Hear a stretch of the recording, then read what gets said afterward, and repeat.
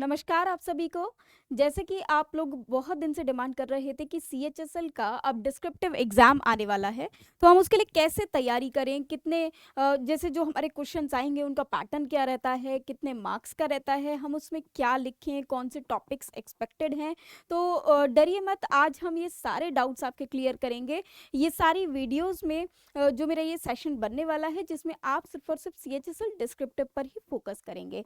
तो अब देखिए, आइए आज यहाँ पर हम थोड़ा-सा डिस्कस करते हैं कि सीएचएसएल में पहले पैटर्न क्या रहता है एग्ज़ाम का, और उसके बाद हम देखेंगे कि कौन से एक्सपेक्टेड इम्पोर्टेंट टॉपिक्स हैं। मैं कुछ नेक्स्ट सेशन में अपने प्रीवियस ईयर के टॉपिक्स भी आपके सामने लेकर आऊँगी, और फिर मैं आपको ये भी बताऊँगी कि इन टॉपिक्स को कैसे लिखना चाहिए या कैसे लिखा गया था, और हमारे एक्सपेक्टेड टॉपिक्स क्या हैं। तो मैं वन बाय वन उन पे क्लासेस को आपको प्रोवाइड कराऊँगी, सो दैट आप अपना जो सीएचएसएल का डिस्क्रिप्टिव है जो कि अभी 18 नवंबर को ही होने वाला है, वो आप अपना बेस्ट उसमें दे पाएँ।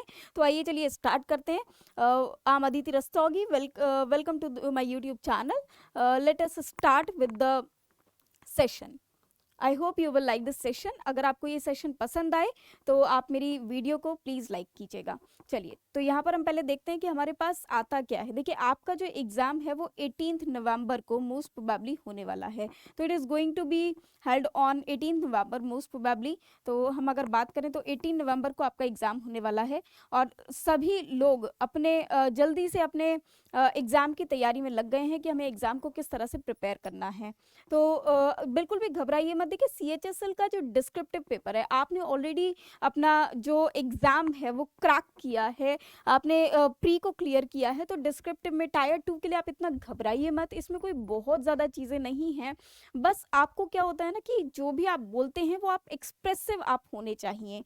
यहाँ पर आता क्या है, पहले चलिए इसके बारे में थोड़ा सा हम डिस्कस करते हैं। क्या पैटर्न रहेगा वो हम डिस्कस करेंगे पहले, कितने मार्क्स का क्या आता है वो हम डिस्कस करेंगे। देखिए, यहाँ पर आपका जो एग्ज़ाम रहेगा that will be writing mode, मतलब राइटिंग बेस्ड ही आपका रहेगा। राइटिंग मोड रहेगा मतलब आपको अपना एग्ज़ाम जो है वो लिखना है। यहाँ पर आपको जो क्वेश्चंस दिए जाएंगे वो लिखने वाले हैं, तभी उसको हमने डिस्क्रिप्टिव बोला है। आपको यहाँ पर एस्से मिलेगा, आपको यहाँ पर लेटर मिलेगा, या फिर एप्लीकेशन मिल सकती है। अगर हम बात करें तो हमारे पास देखिए क्या होता है, या तो एस्से होगा हमारे पास, या फिर हमारे पास लेटर, या फिर एप्लीकेशन होगा। आपको प्रेसी भी मिल सकती है, लेकिन मैं आपको प्रेसी ना एज सच ये नहीं कहूँगी कि प्रेसी आपको मिल ही जाएगी। जो मोस्ट प्रोबेबली आपको मिलता है, जो मोस्ट एक्सपेक्टेड है वो यही है कि आपको लेटर मिलता है या फिर आपको एप्लीकेशन मिलती है। बट क्योंकि अगर हम थोड़ा सा प्रीवियस ईयर का पैटर्न देखें तो सीजीएल ने भी इसमें एक बार प्रेसी हमको दिया हुआ है, तो हम ये एक्सपेक्ट कर सकते हैं कि सीएचएसएल में भी आपको इसको देखने के लिए मिले। तो आपको क्या करना है, कहाँ से प्रिपेयर करना है, वो सारी चीज़ें हमको यहाँ पर देखनी है। अब देखिए, हिंदी और इंग्लिश सबसे अच्छा जो बेनिफिट है एस्पिरेंट्स के लिए वो ये है कि आपको यहाँ पर हिंदी और इंग्लिश के लिए चॉइस मिलती है।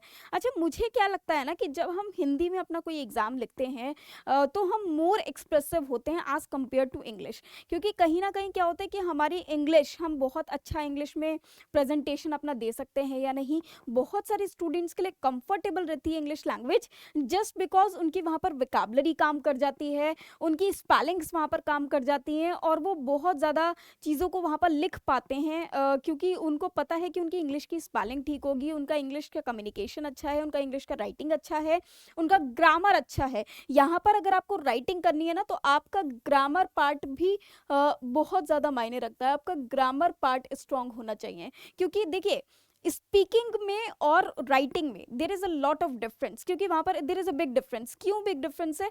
क्योंकि अगर आप बात करते हैं राइटिंग की, जैसे सपोज मुझे कोई भी एक सेंटेंस लिखना है, तो व्हाट यू डूइंग, तो what you doing is not a sentence, what are you doing, ये करेक्ट फॉर्मेशन है ना। तो जब हम राइटिंग की बात करते हैं तो वहां पर हमें करेक्ट ग्रामर को यूज करना जरूरी है। स्पीकिंग में तो हम कुछ भी बोल देते हैं, व्हाट्सएप, आजकल तो पता नहीं क्या क्या वर्ड यूज हो रहे हैं, व्हाट्सएप, हाउस यू, इस तरह के हम लोग वर्ड्स यूज कर लेते हैं, इस तरह के स्लैंग्स यूज कर लेते हैं, but that is part of speaking. लेकिन अगर राइटिंग की बात आती है तो वहां पर we have to follow the grammar rules. इसीलिए देखिए आपको पहले ये ध्यान रखना है, if you are going to take your exam in English, तो आपको वहाँ पर ध्यान रखना है that your grammar part must be very very strong. You can not say कि बहुत ज़्यादा स्ट्रॉन्ग हो, बट हाँ at least you should have a good knowledge of grammar if you are going to take your exam in English. But if you are going to take your exam in Hindi, तो हिंदी में आपको सबसे ज़्यादा जो focus करना है वो आपकी स्पेलिंग्स पे, शब्दों के उच्चारण सही यूज होने पे, और उसके बाद जो आपको मात्राएं यूज करनी है, किस तरह से वो लिखा जाएगा, उन सब पर आपको बहुत ज़्यादा फोकस करना होगा। क्योंकि वहाँ पर देखिए स्पेलिंग मैटर करती है कि कहीं ना कहीं अगर आपने स्पेलिंग गलत लिख दी या किसी शब्द का गलत यूज कर दिया, तो वो आपको कहीं ना कहीं बहुत ज़्यादा भारी पड़ जाएगा।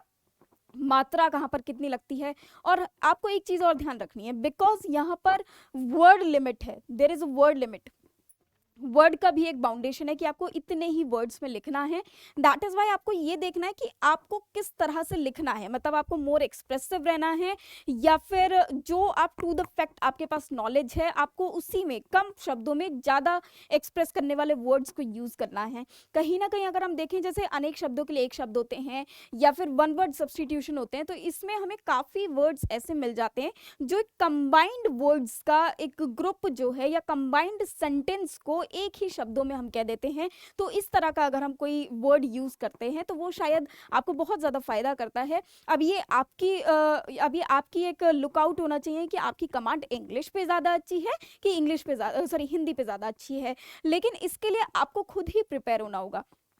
आप क्या कीजिए कि आप प्रीवियस ईयर के क्वेश्चंस को पढ़िए, या फिर प्रीवियस ईयर के टॉपिक्स को पढ़िए, आप डेली न्यूज़पेपर्स को पढ़िए, जितने भी न्यूज़पेपर के एडिटोरियल्स हैं आप उनको जाकर पढ़िए, और न्यूज़पेपर के एडिटोरियल में से जो करंट न्यूज़ होती है उसके बारे में आप बहुत ज़्यादा पढ़िए, चाहे आप उसे हिंदी में पढ़ते हैं चाहे आप उसे इंग्लिश में पढ़ते हैं। तो वहाँ से आप क्या करते हैं ना, वोकैबुलरी को भी आप पिकअप कर पाते हैं, आप अच्छे अच्छे शब्दों को अपने माइंड में ग्रैब कर पाते हैं। ऑल्सो आपको कहीं ना कहीं एक अंदाज़ा हो जाता है कि इस टॉपिक को अगर मैंने पढ़ा हुआ है, सपोज कीजिए कोई भी एक टॉपिक आ गया, सपोज कीजिए डेमोक्रेसी को लेकर एक टॉपिक आ गया, और डेमोक्रेसी जो आजकल डेमोक्रेसी की वैल्यू है इंडिया में, सपोज ये एक टॉपिक आ जाता है, मैं ऐसे रफली एक टॉपिक ले लेती हूँ।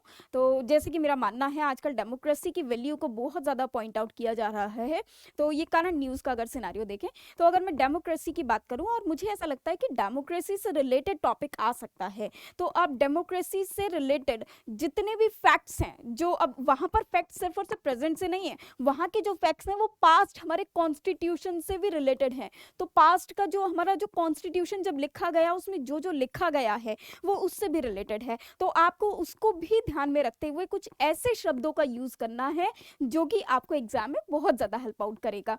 अगर आप अच्छी खासी वोकैबुलरी यहाँ पर यूज करते हैं, ये शब्दों का खेल है, तो अगर उन शब्दों को आपने बहुत अच्छे मैनर में यहाँ पर यूज कर लिया तो आप बहुत अच्छे से उसको प्रिपेयर कर पाएंगे।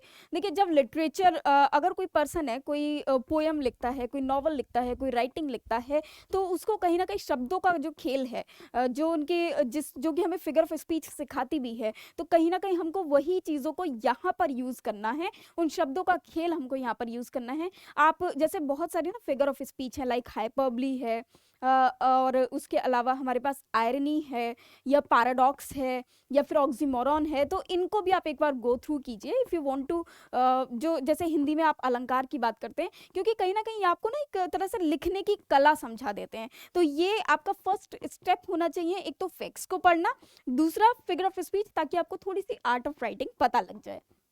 नेक्स्ट थिंग, आपको एक चीज हमेशा ध्यान रखनी है, जो भी टॉपिक आपको गिवन होगा, आपको उसी गिवन टॉपिक पर अपना लेटर और अपना एस्से लिखना होगा। वहां पर आपको कभी भी चॉइस गिवन नहीं होती है, no choice will be given to you. एक ही क्वेश्चन आपको मिलेगा और उसको आपको मार्क करना होगा। ना this point is very much important. हम लोग क्या सोच कर बैठे होते हैं कि हमारे पास 2-3 टॉपिक होंगे और हमें उसमें से किसी एक को मार्क करना होगा, तो बी वेरी केयरफुल। आपको सिर्फ एक ही टॉपिक मिलने वाला है और उसी टॉपिक पर आपको अपने व्यूज को प्रेजेंट करना है। वेल, इतना भी घबराने वाली बात नहीं है। जो भी टॉपिक आता है, अब हम उसको पहले किस तरह से माइंड में रखें, कितने मार्क्स का टॉपिक आएगा और कितने वर्ड्स में लिखना है, तो चलिए आइए हम उसको भी यहाँ पर देख लेते हैं। देखिए,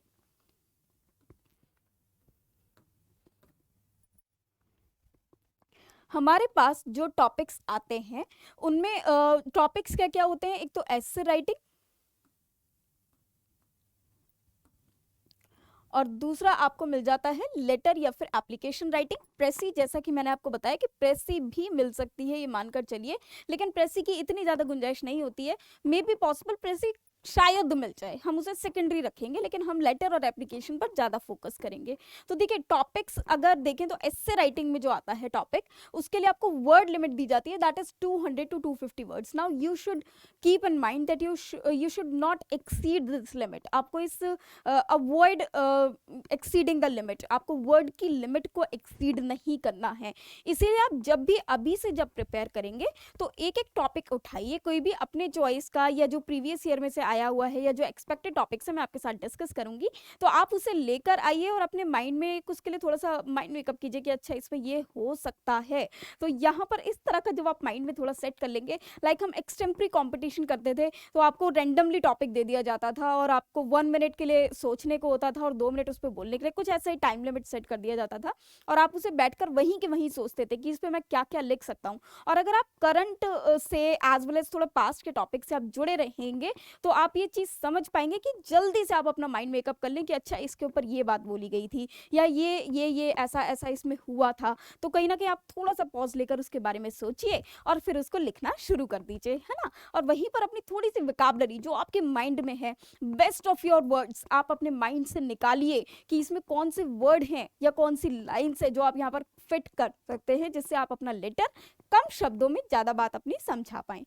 यहाँ पर वर्ड लिमिट है 200 to 250 वर्ड्स। अब देखिए माइंड में एक क्वेश्चन आता है कि अगर मान लीजिए 200 to 250 वर्ड्स हैं और मेरा इससे ज़्यादा हो गया तब क्या होगा, अगर मेरा इससे कुछ कम हो गया तब क्या होगा। तो देखिए आपको ना 25% की एक लिमिट गिवन होती है कि 25% आप मोर और लेस कर सकते हैं, इतना आपको हक है, लेकिन 25% से एक्सीड नहीं होना चाहिए। मतलब अगर आप 275 वर्ड्स पे चले जाते हैं तो दैट विल बी परमिसेबल, या अगर आप 225 वर्ड्स पे भी रुक जाते हैं तो कहीं ना कहीं वो भी परमिसेबल होता है, लेकिन 225 या 175 इस तरह से, 175 तो नहीं, 200 तो एटलीस्ट होने चाहिए। तो अगर 225 पर भी आप चले जाते हैं तो वो भी परमिसेबल है, क्योंकि इसमें ऑलरेडी लिखा हुआ है 200 to 250 वर्ड्स, मतलब 25% का अप एंड डाउन वहाँ पर चल जाता है। But you should keep in mind कि आपके जो पॉइंट्स आपने प्रेजेंट किए हैं वो कंप्लीट हों, वो टू द फैक्ट्स हो। और यहाँ पर टू द फैक्ट्स ही काम चलेगा, विदाउट फैक्ट्स आपका कोई काम यहाँ पर नहीं चलने वाला है। तो to the facts should be there, ठीक है। उसके बाद लेटर एप्लीकेशन में भी 150 to 200 वर्ड्स की ही लिमिट रहने वाली है। मतलब अब देखिए लेटर कोई बहुत ज़्यादा एक्सप्रेसिव तो होता नहीं है, उसमें बहुत कुछ तो आपको कहानियाँ लिखनी नहीं है, लेकिन आप फिर भी कहानी कभी कभी कुछ ऐसी हो जाती है कि वो थोड़ी लेंदी हो जाती है कुछ टॉपिक से रिलेटेड। तो इसीलिए आपको ऐसा कोशिश करना है कि वो 150 to 200 वर्ड्स में ही कंप्लीट हो जाए। वन मोर थिंग, जब आप एस्से और लेटर को लिखते हैं तो इसके लिए प्रॉपर एक फॉर्मेट गिवन होता है। फॉर्मेट इस तरह से आपको ये जो ग्रिड्स हैं ये गिवन होते हैं, ऐसे रोज एंड कॉलम्स गिवन होते हैं इस तरह से पेपर में। अभी हम देखेंगे थोड़ा सा, नेक्स्ट पेज पे मैंने इसका एक आपको इमेज भी दी हुई है इस टेबल की। और जैसे आप ये देखेंगे ना, रोज हैं और कॉलम्स हैं, तो आप उसमें अगर वर्ड्स की प्रैक्टिस अभी से करना शुरू कर देंगे कि भाई मेरा 1 वर्ड इतना जा रहा है या 2 वर्ड, मेरा अपना लेटर कितने पार्ट्स में जा रहा है, ऐसे कितने वर्ड्स में जा रहा है, तो ये आपको बहुत ज़्यादा हेल्प आउट करेंगे आपके एग्जाम में। अभी से आप इसको प्रैक्टिस करना शुरू कर दीजिए, क्योंकि आपको एग्जाम कॉपी में ऐसा मिलने वाला है, आपको वो ग्रिड्स वाला जो कॉलम और रोज हैं वो आपको मिलने वाली है। नाउ अब ये कितने मार्क्स के होते हैं, ये टोटल आपके 100 मार्क्स के होते हैं। मतलब आप ऐसा कह सकते हैं कि ये दोनों ही 50-50 मार्क्स ईच हो सकते हैं, या फिर मतलब 100 मार्क्स का ये पूरा पेपर होता है, एंटायर पेपर। तो वो जो आपका एग्जामिनर है वो डिसाइड करेगा कि ये कितना है कितना नहीं है और कितना किस में उन्होंने मार्क्स दिया हुआ है। टाइम ड्यूरेशन आपकी 1 आवर रहती है। Now it is up to you कि आपको ये सेलेक्ट करना है कि which you are going to attempt first. मतलब आप अपना लेटर को पहले अटेम्प्ट करने वाले हैं या आप अपने एस्से को। देखिए it all depends on you. Also the topic, मान लीजिए मैं जाती हूँ और मेरे पास एक टॉपिक अपने मेरे पास एस्से का है, एक टॉपिक मेरे पास लेटर का है। अब मुझे क्या है कि जो टॉपिक मिला एस्से का वो कुछ ऐसा है कि यार मुझे ना समझ में नहीं आ रहा, मतलब मैं इसको थोड़ा सा सोचना पड़ेगा। मैंने पढ़ा तो है इसके बारे में लेकिन मुझे बहुत कुछ नहीं आता। लेटर का टॉपिक देखते मैं एकदम खुश हो गई, यार टर्न्ड अप, अरे वाह ये चीज़ तो मुझे बहुत अच्छे से पता है। तो मैं क्या करूँगी, मैं पहले ऑब्वियसली लेटर की तरफ जाऊँगी, क्योंकि लेटर में मैं बहुत सारी चीज़ें हैं जो लिख सकती हूँ, लेकिन मुझे वहाँ पर टाइम का ध्यान ध्यान रखना है, क्योंकि ऐसा ना हो कि मैं लेटर में ही अपना सारा टाइम निकाल दूं क्योंकि वो मुझे अच्छा लग रहा है, बट ऐसा नहीं होना चाहिए। तो मतलब आप सिर्फ और सिर्फ ये देखो कि आपको कौन सा टॉपिक ऐसा है जो आपके लिए थोड़ा सा फेमिलियर ज़्यादा है, उसी की तरफ आप पहले जाओ और उसी को अटेम्प्ट करो। वहाँ पर देखो कि आपको क्या क्या पढ़ना है, उसमें वो सारी चीज़ें topic wise, one by one, word by word आप सारी चीज़ें उसको डिस्कस करो कि यहाँ पर हम क्या लिख सकते हैं। ये डिस्कस सिर्फ आपको अपने आप से ही करना है at the same time when you are in the examination hall.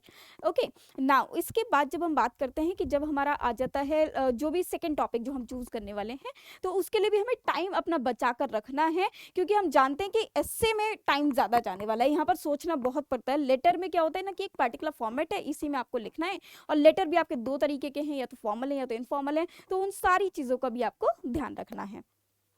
Now let's move to the next point. Writing mode आपका पेन एंड पेपर बेस्ड है ऑब्वियसली, तो पेन आप अपना लेकर जाइएगा, पेन आप लेकर जाएंगे, पेपर तो ऑब्वियसली आपको वहाँ मिलेगा ही। हिंदी और इंग्लिश की आपके पास चॉइस है। अच्छा, ये तो हम कर चुके हैं, इसके बाद मैं आपको बता देती हूँ। ये आपके पास ये ग्रिड वाला फॉर्मेट है, तो ये आपके पास देखिए ऑलरेडी आपको गिवन होता है वहाँ पर जो पेपर में। अब इसमें क्या होता है ना, ये आपका सपोज आपने इसमें एक वर्ड लिख दिया, सपोज मैंने इसमें लिख दिया ए, है ना, a man was going through the woods या passing through the woods। Suppose ये मैंने एक सेंटेंस लिखा, तो ये एंटायर सेंटेंस, इसमें आपने देखा कि ए का एक अलग पार्ट गिना जाएगा, मैन एक अलग काउंट किया जाएगा। अब अगर मान लीजिए मुझे एक नेक्स्ट पैराग्राफ स्टार्ट करना है, तो आप क्या कर सकते हैं कि आप इस वाले ग्रिड को खाली छोड़ दें, और इस वाले कॉलम से, इस वाले रोज से आप अपना, या इस वाले ग्रिड से, इस वाले कॉलम, इस वाले ब्लॉक से आप अपना नेक्स्ट पैराग्राफ स्टार्ट कर सकते हैं। जैसे ही वॉज, सपोज मुझे ऐसे कुछ लिखना है, तो मैंने लिखा he was like and that all, कुछ भी लिख सकते हैं। तो ये कि जो भी आपको लिखना हो, तो इसको आप क्या करिए नेक्स्ट पैराग्राफ के लिए, या तो आप क्या करिए एक लाइन को ही छोड़ दीजिए, या फिर आप सिर्फ एक ब्लॉक छोड़ दीजिए और नेक्स्ट ब्लॉक से लिख दीजिए, सो दैट एक एग्जामिनर को पता लग जाए, कि इन्विजिलेटर को पता लग जाए कि ये आपने नेक्स्ट पैराग्राफ को स्टार्ट किया है। तो this will definitely help you out in your exam, in your writing, or to make it more persuasive and expressive. Okay, now ये वाला जो रोज एंड कॉलम्स आते हैं, ये आपको अगर मैं बताऊं कि अगर हम एस्से की बात करते हैं, सपोज मैंने बात करी एस्से की, तो एस्से में ये आपको अराउंड मिल जाते हैं 368 अराउंड कुछ मिल जाते हैं, ऐसे मुझे एग्जैक्टली याद नहीं है, 368 अराउंड आपको मिल जाते हैं, जो नंबर ऑफ ब्लॉक्स हैं, है ना। और मतलब इतने वर्ड्स आप लिख सकते हैं, हालांकि इतने वर्ड्स आपको नहीं लिखने हैं, आपको कम लिखने हैं, और ये 368 भी मैं नहीं कहूँगी, हो सकता है कम भी हो, मोर और लेस, मैं एग्जैक्ट आपको नहीं बता पाऊंगी। लेटर की अगर हम बात करें, तो लेटर में भी ये 261 अराउंड आपको ब्लॉक्स मिल जाते हैं। तो अगर आप लाइन को स्किप कर देते हैं, अगर आप एक ब्लॉक को छोड़ देते हैं to start with the next paragraph, तो ये this is fine, this is completely fine, क्योंकि you have enough number of blocks over there, तो वहां पर आपको ये हेल्प आउट करेगा। ऑल्सो आप पहले से अपने एक माइंड को वहां पर मेकअप करके चलिए कि अगर आपने इतना ज़्यादा वर्ड्स को, इतने ज़्यादा कॉलम्स को यूज़ किया है, मतलब मुझे यहीं तक वाले पार्ट को, यहीं तक वाले कॉलम को मुझे यूज़ करना है, या यहीं तक वाले रो को मुझे यूज करना है, सो दैट आप अपने वर्ड की लिमिट को आप एक्सीड नहीं करोगे। और अगर आपको ऐसा लगता है कि आपने ये सारी चीजें लिख ली और फिर भी कोई चीज है जो रह गई, तो अगर जैसे देखिए थोड़ा सा आपको टाइम मिलता है, तो आप ऐसा भी कर सकते हैं कि पहले आप रफली उसको लिख लीजिए, फिर देन रब करके आप उसे पेन से लिखते हुए चलिए। बट इफ यू थिंक कि ये टाइम ले जाएगा, तो आप उसे डायरेक्ट पेन से लिखिए, but avoid cutting and all, क्योंकि वो कहीं ना कहीं क्या करता है ना कि आपके जो लेटर राइटिंग है, एस्से राइटिंग है, उसको थोड़ा सा डर्टी बना देता है। तो इस चीज़ का आपको पहले से ध्यान रखना होगा। Now what you can do, ये दो तरीके से आप कर सकते हैं, कि या तो आप पेंसिल से लिख लीजिए, फिर उसको रब करके साइड बाय साइड पेन से लिख लीजिए, और अगर आपको लगता है इट विल टेक टाइम, तो आप पेन से लिखिए, but be very careful about the words you are using after each and every word. Okay, now अब इसमें अगर हम बात करते हैं next, yes, now this one is again very important. now देखिए, choose the question which you are going to attempt first. ये आपका फर्स्ट अटेम्प्ट होना चाहिए after you see the question paper, कि आपको ये देखना होगा कि आप पहले कौन सा क्वेश्चन करने वाले हैं, मतलब whether it be a letter और द एसे। तो आपको यही पहले सबसे पहले चूज करना होगा। देन एनालाइज, उसको एनालाइज कीजिए। जैसे मान लीजिए कोई भी आपको टॉपिक मिल गया, अब एनालाइज कीजिए कि आप इस पे क्या क्या लिख सकते हैं, like you do in extempore competition as well. तो आप क्या कीजिए, उसको एनालाइज कीजिए कि इसमें आप क्या क्या पॉइंट्स लिख सकते हैं, क्या क्या फैक्ट्स आप लिख सकते हैं, और ये आपको बहुत ज़्यादा हेल्प आउट करेगा while framing the body of your letter और बॉडी ऑफ योर एसे और the body of content you can say. Now analyse कीजिए अपने टॉपिक को और कुछ कीवर्ड्स को, ये कीवर्ड्स सबसे ज्यादा इंपॉर्टेंट होते हैं, इन कीवर्ड्स को अपने माइंड में सेट कर लीजिए। अब कीवर्ड्स कहाँ से आते हैं, मान लीजिए कोई पॉलिटिकल आपका एक टॉपिक आ गया, पॉलिटिकल टॉपिक आ गया, तो पॉलिटिकल टॉपिक में कुछ ऐसे भी टर्म्स होते हैं जो पॉलिटिकली ही यूज़ किए जाते हैं उस पर्टिकुलर पर्सन के लिए, या सपोज कीजिए उसमें जो पर्सनालिटीज़ आप ऐड करने वाले हैं, किसी पॉलिटिशियन का नेम है या कोई पार्टी का नेम है, पॉलिटिकल पार्टी का कोई नेम है, तो वहाँ वो कहीं ना कहीं आपके माइंड में करेक्ट नॉलेज में आपके होने चाहिए। मतलब आपको ये पता होना चाहिए कि आप जिसकी बात कर रहे हैं वो बात सही है। इवन अगर आप किसी का आर्ग्यूमेंट वहाँ पर या किसी की बोली हुई स्पीच को अगर आप वहाँ पर लिख रहे हैं, तो आपको ये पता होना चाहिए, you should be very much sure, you make sure that the words you are using are correct to your knowledge, वो सारे करेक्ट हैं जितना कि होना चाहिए, दे आर फैक्ट्स। तो आपको फैक्चुअल रहना है, बिल्कुल फैक्ट से रिलेटेड ही आपको बातें रखनी है। यहाँ पर आप कहानियाँ नहीं लिख सकते, शेर व शायरी में एक्सप्रेस नहीं कर सकते, because it will take your word limit, it will take it time, and also आपकी वर्ड लिमिट को भी ये ग्रैब कर लेगा, उसको आप कह सकते हैं एक्वायर कर लेगा, जो आपको नहीं चाहिए। आपको ये चाहिए कि आपका टू द फैक्ट आपकी नॉलेज वहाँ पर रिप्रेजेंट हो, और वहाँ पर आपका कोई भी व्यर्थ ऐसा शब्द यूज ना हो जिससे आप प्रॉब्लम में आ जाओ, आप वर्ड लिमिट को एक्सीड कर जाओ। तो आपको उसका ध्यान रखना है। यूज परसुएसिव और कैची वर्ड्स, परसुएसिव वोकैबुलरी को, इलोक्वेंट वोकैबुलरी को, आपकी परसुएसिव वर्ड्स होने चाहिए। लेकिन हाँ, वर्ड्स भी ऐसे, वोकैबुलरी में आप ऐसे वर्ड्स यूज कीजिए जो सामने वाले को क्लियर भी हो जाए और वो थोड़ी सी परसुएसिव भी हो, मतलब सुनने में भी मजा आए, हाँ भाई ये एक वर्ड ऐसा है जिसने इतने सारे वर्ड को एक ही वर्ड में एक्सप्लेन कर दिया। तो अगर इस तरह के कुछ आप वर्ड्स यूज करेंगे, अब ऐसा भी ना हो कि सारे वन वर्ड सब्स्टिट्यूशन आप वहां पर लिख दो, no no, not at all like that, but कुछ ऐसे परसुएसिव, कुछ कैची वर्ड्स। अभी हम ना एक ऐसे लिखकर देखेंगे फ्यूचर स्लाइड्स में, फ्यूचर क्लास में, तो वहाँ पर मैं आपको कुछ ऐसे वर्ड्स का यूज़ करके बताऊंगी जिसमें हम उन वर्ड्स को यूज़ कर सकते हैं, so that your essay will look appropriate and जिसमें आपको मार्क्स भी बहुत सारे मिल सकें। नाउ परसुएसिव वोकैबुलरी को आपको यूज करना है टू अवॉइड लेंदी सेंटेंसेस, और ये सब इस तरह की वोकैबुलरी हमें क्या करती है, हम लोग लेंदी सेंटेंसेस को अवॉइड करते हैं। और लेंदी सेंटेंसेस की वैल्यू आप जानते हैं कि क्या है, कि हमें अगर लेंदी सेंटेंस ना मिले, शॉर्ट सेंटेंस मिल जाए, तो वो हमें ऐसे में बहुत ज़्यादा हेल्प आउट करने वाले हैं। Now what you can do, अभी से आप इसको प्रैक्टिस करना शुरू कर दीजिए। आप न्यूज़पेपर उठाइए, एडिटोरियल्स जो आपके माइंड में टॉपिक्स हैं आप उनको लेकर आइए और उन्हीं से रिलेटेड उनको लिखिए पहले बैठकर, और ऐसे ही ग्रिड्स एंड कॉलम्स बनाकर लिखिए, और फिर देखिए कि आपका जो राइटिंग है, प्रैक्टिस राइटिंग है, वो कितने वर्ड्स में जा रहा है और उसमें आप क्या कम और ज़्यादा कर सकते हैं, और वो आपने कितना करेक्ट लिखा है। आप इसे दोनों में ही कर सकते हैं, हिंदी में भी और इंग्लिश में भी, सो दैट आपको ये भी पता लग जाए कि जो आप लैंग्वेज को चूज़ वहाँ पर करने वाले हैं कौन सी होने वाली है। हाँ, अपना ना एक ही माइंड सेट कीजिए कि या तो इंग्लिश पे फोकस कीजिए या तो इंग्लिश में, क्योंकि वहाँ पर हिंदी में फोकस कीजिए, इंग्लिश में, क्योंकि वहाँ पर आप बाइलिंगुअल नहीं रह सकते, आपको कोई भी एक लैंग्वेज को ही प्रेफर करना होगा। Now take care of the word limit, word limit को हमेशा आपको ध्यान में रखना है। ये चीज़ आपको बहुत ज़्यादा ध्यान में रखनी है कि वर्ड लिमिट आपके माइंड से निकल ना जाए, वर्ड लिमिट रहेगी। इतना एक्सप्रेस कीजिए कि आपके वर्ड लिमिट को क्रॉस ना करे, लेकिन आप अपनी बातों को बिल्कुल वहाँ पर समझा पाए। रिप्रेजेंट द फैक्ट्स, अब यहाँ पर हम सिर्फ और सिर्फ क्या रिप्रेजेंट करेंगे, फैक्ट्स, जो फैक्चुअल नॉलेज है, एग्जैक्ट करेक्ट नॉलेज है, सिर्फ उसी को वहाँ पर रिप्रेजेंट कीजिए।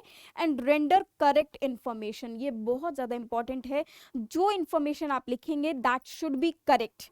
ऐसा ना हो कि आप मन गढ़ंत कुछ भी वहाँ पर लिख दें कि भाई मैंने तो ये सुना था। आजकल जैसे आप देख रहे हैं कि न्यूज़ में अगर कोई कुछ भी गलत कह दे रहा है तो वो चीज़ कहना गलत हो जाता है, हम किसी पर भी कुछ भी गलत टिप्पणी नहीं कर सकते, तो इसलिए आपको कुछ करेक्ट वर्ड्स का ही वहाँ पर यूज़ करना है। Now the next thing, avoid repetition of words. Word के रिपीटिशन को भी आप अवॉइड कीजिए, क्योंकि उससे क्या होता है ना, खामों को हमारी जगह जो है वो घेर जाती है। तो हमें क्या करना है, अननेसेसरीली वर्ड्स को रिपीट नहीं करना है, सो दैट अगर हमारे पास वर्ड कुछ ही वर्ड्स में हम सारी बातों को, हाँ अब ऐसा भी ना हो कि वर्ड्स कुछ भी रिपीट ना हो। अब जैसे ए, द, एन, इस तरह के जो वर्ड्स है वो तो रिपीट होते रहते हैं, फिर भी हमें ये कोशिश करनी है कि हम इस तरह के वर्ड्स को भी, हम ऐसा ना हो कि आर्टिकल और प्रपोजिशन और कंजक्शन को ही इतना ज़्यादा यूज़ कर दें कि हम एग्जैक्ट नाउन और एडवर्ब्स को तो यूज़ ही ना कर पाएँ। तो हमें सारे पार्ट्स ऑफ स्पीच, सारे वर्ड्स को वहाँ पर ध्यान रखना है, बैलेंस करके अपना टॉपिक देना है, और जो भी हम लिखेंगे वो बेस्ट टू आवर नॉलेज होना चाहिए। इसीलिए उसके लिए आप पहले से ही न्यूज़पेपर के एडिटोरियल्स को पढ़ना शुरू कीजिए, सो दैट आपको वहाँ से आइडियाज़ मिल सकें। एडिटोरियल्स को आप पढ़ेंगे ना, तो आप देखिएगा जो एडिटोरियल्स वाला फॉर्मेट होता है वही आप अपने एस्से में भी यूज़ कर सकते हैं। वहाँ की जो वोकैबुलरी है उसको अभी से अपने माइंड में ग्रैब करना शुरू कर दीजिए, उसे लर्न करना शुरू कीजिए, सो दैट वो आपको हेल्प आउट करेगा while you are writing your एस्से।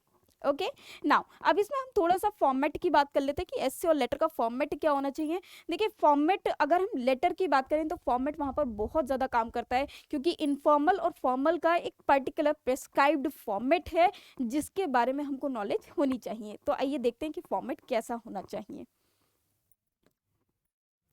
सबसे पहले मैं एस्से के फॉर्मेट की बात करूंगी। देखिए एस्से में आज सच कोई फॉर्मेट नहीं है कि गिवन भाई यही होना चाहिए, बट आप इसे बस ऐसे देखिए कि सबसे पहले हमारे पास आ जाता है इंट्रोडक्शन। जो भी आपका इंट्रोडक्शन है टॉपिक का, उससे देखिए, क्योंकि आपके पास बहुत ज़्यादा वर्ड्स की लिमिट नहीं है, तो कोशिश कीजिए कि आप इसे कम से कम शब्दों में, लेट्स से सपोज मैंने आपसे कहा कि 40 टू 50 वर्ड्स में, या फिर अगर इससे भी कम हो सकता है तो इतने शब्दों में आप अपना इंट्रोडक्शन कंप्लीट कर लीजिए। आफ्टर दैट पैरा 1, पैरा 2 और पैराग्राफ 3, 3 पैराग्राफ इनफ होते हैं। इनमें आप अपने एस्से की बॉडी कंटेंट को लिखिए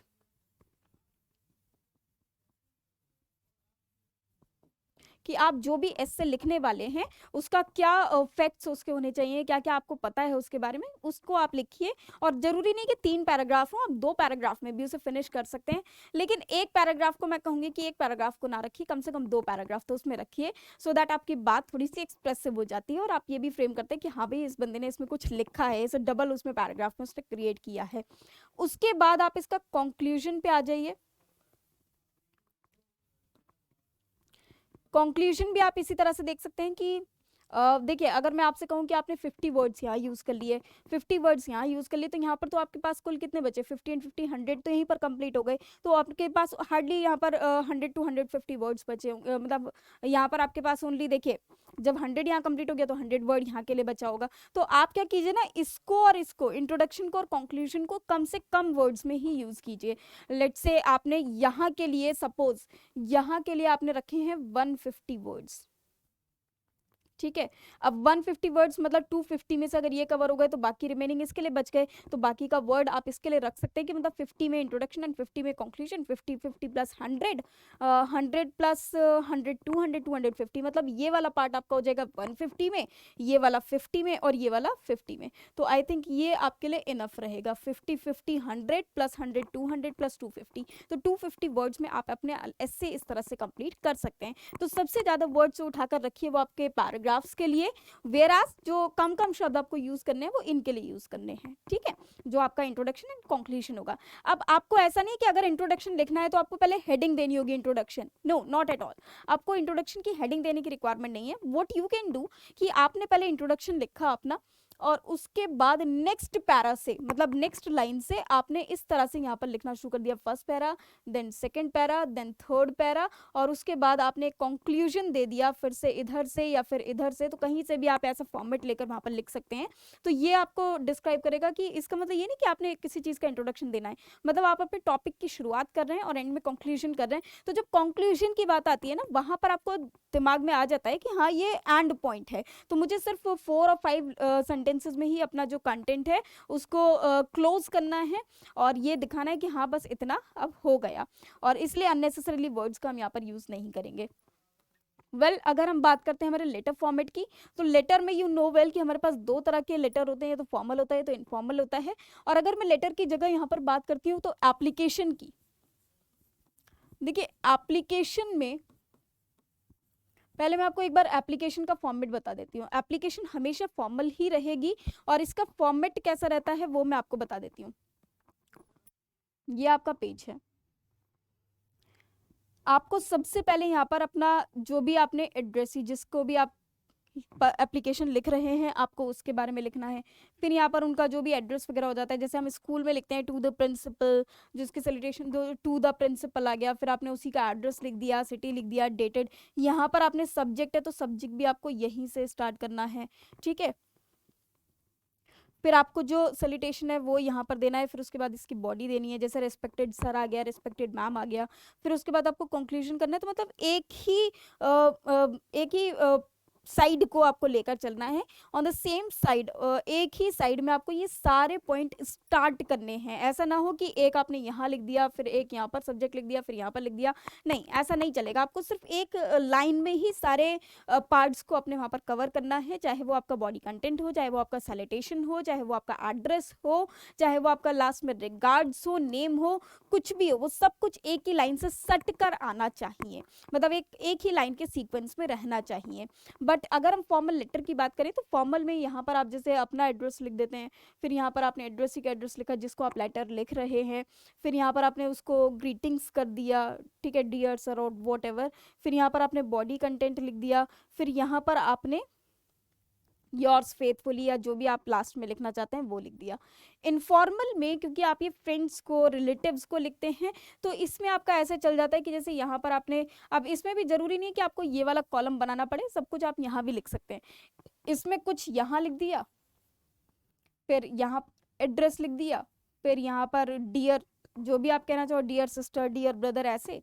फिर यहाँ पर सैल्यूटेशन आपने दे दी, यहाँ पर बॉडी कंटेंट दे दिया, और यहाँ पर आपने लिख दिया योर्स लविंगली या योर्स फेथफुली या जो भी आपको लिखना है वर्ड वो आपने दे दिया। तो वो आप यहाँ भी दे सकते हैं और यहाँ भी दे सकते हैं, इनमें से कहीं पर भी दे सकते हैं। आप इसमें देंगे तो बेटर लगता है। तो इनफॉर्मल का और फॉर्मल का एक बार लेटर फॉर्मेट आप पढ़कर जाइए और उसको आप ओवरव्यू कीजिए कि कौन कौन से लेटर के फॉर्मेट्स हैं जिनमें आप अपना जो एग्ज़ाम है उसको लिख सकते हैं। तो ये फॉर्मेट आपके माइंड में वहाँ पर ज़रूर रहना चाहिए while you are going to take your exam, when you are going to write your letter or application or essay. अभी जब हम नेक्स्ट क्लास में इसी से रिलेटेड जो नेक्स्ट सेशन होगा उसमें मैं आपके साथ प्रीवियस ईयर के कुछ टॉपिक्स को यहाँ पर डिस्कस करूँगी, प्लस उन पर कैसे लिखा गया था या उनको कैसे लिखा जा सकता है उसको भी मैं आपके साथ डिस्कस करूँगी। वहाँ पर मैं आपको फॉर्मेट दिखा पाऊँगी कि कैसे इस फॉर्मेट में आप ये लिख सकते हैं। और ऐसे ही आप अपना प्रिपेयर करते रहिए एग्जाम के लिए और जुड़े रहिए मेरे साथ इस CHSL के सेशन में, CHSL की सीरीज में, ताकि हम 18 नवंबर को अपना बेस्ट ऑफ, ये एक ऐसा टाइम है जहां पर हमें वो टिप्स चाहिए जो हमें डायरेक्ट एग्जाम में हेल्प आउट करने वाली हैं। तो आई होप कि आपको आज का सेशन पसंद आया होगा। नेक्स्ट क्लास में मैं आपके साथ फिर से हाजिर होंगी कुछ टॉपिक्स के साथ। जब तक के लिए नमस्कार, शुक्रिया आप सभी का, थैंक यू वेरी मच,